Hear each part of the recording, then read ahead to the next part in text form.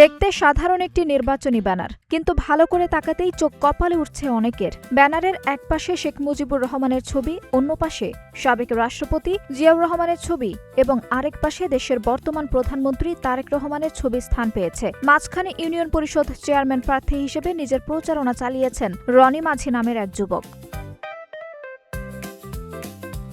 ব্যানারটি সামাজিক যোগাযোগ মাধ্যমে ছড়িয়ে পড়ার পর শুরু হয়েছে ব্যাপক আলোচনা সমালোচনা। কেউ বিস্ময় প্রকাশ করছেন, কেউ আবার হাস্যরসাত্মক মন্তব্য করে বিষয়টিকে ট্রলের উপকরণ বানিয়েছেন।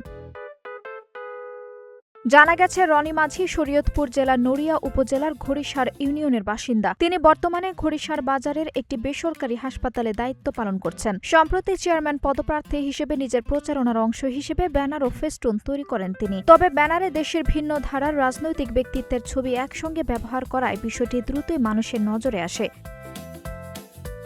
সামাজিক যোগাযোগ মাধ্যমে অনেকেই ব্যানারটির ছবি শেয়ার করে নানা ধরনের মন্তব্য করছেন। কেউ লিখছেন, দুই রাজনৈতিক ধারার নেতাদের ছবি যখন একসঙ্গে দেওয়া হয়েছে তখন দেশে সব রাজনৈতিক দলের নেতাদের ছবি দেওয়া যেত।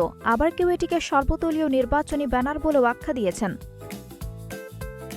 রাজনৈতিক সচেতন মহলের কেউ কেউ বিষয়টিকে ব্যতিক্রমী প্রচারণা হিসেবে দেখলেও বেশিরভাগ নেটিজেন এটিকে হাস্যরস্যের চোখে দেখছেন। তাদের মতে প্রচারণায় আলোচনায় আসতেই এমন ব্যতিক্রমী ব্যানার ব্যবহার করা হয়ে থাকতে পারে।